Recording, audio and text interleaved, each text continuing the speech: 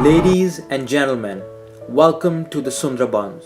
Lying on the Ganges Delta and on the Bay of Bengal, the Sundarbans is one of the largest mangrove forests in the world. It is home to exceptional biodiversity and an abundance of micro and macro flora and fauna. A forest in which 693 species of animals and birds live in harmony along with the surrounding human population.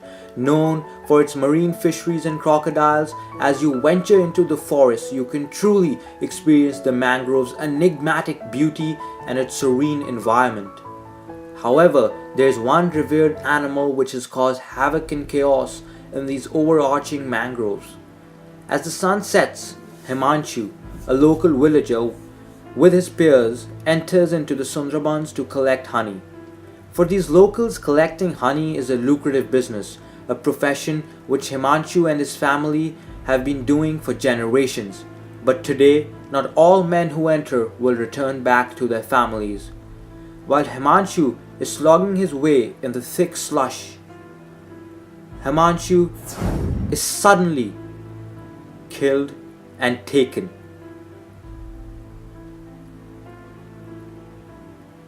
All that remains of him are a few drops of blood. But the mystery is, who could have murdered this 27-year-old man in broad daylight?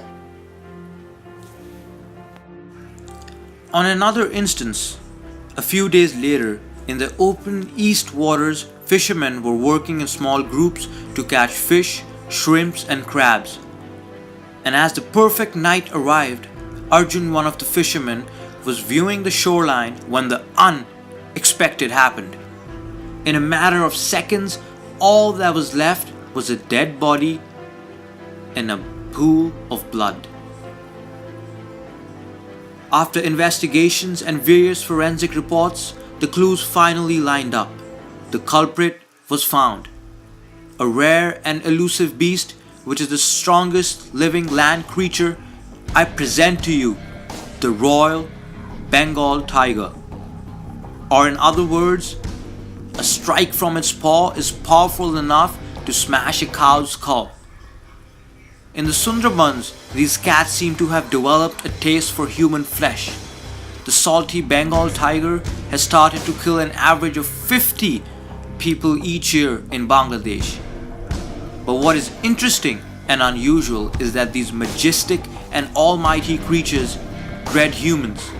They at all costs try to avoid any interactions with mankind.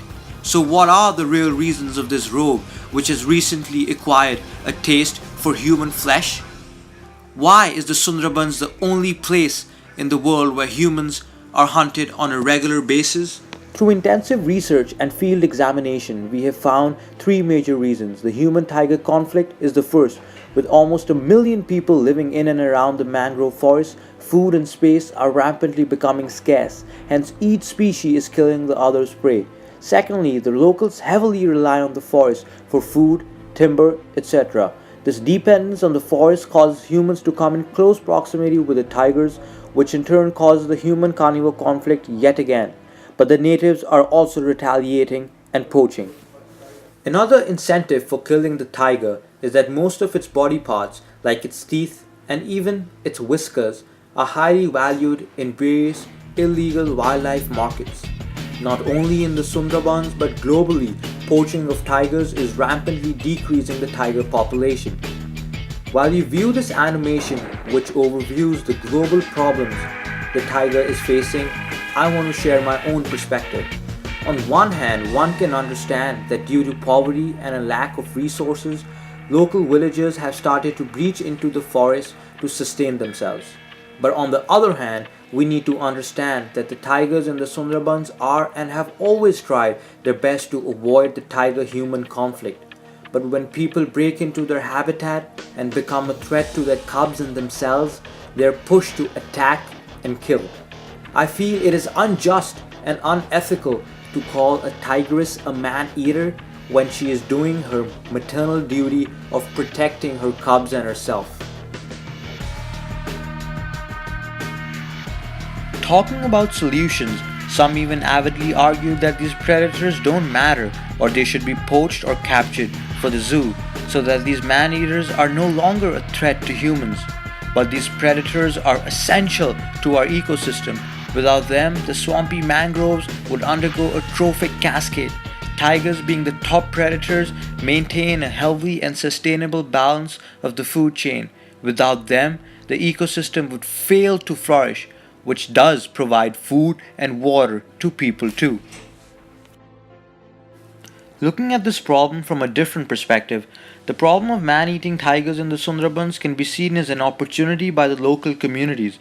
Because tigers allure tourists, communities could capitalize on this by establishing a successful but secure and safe ecotourism industry. Through this, various jobs and revenue could be created which could partly support the livelihoods of these rural communities.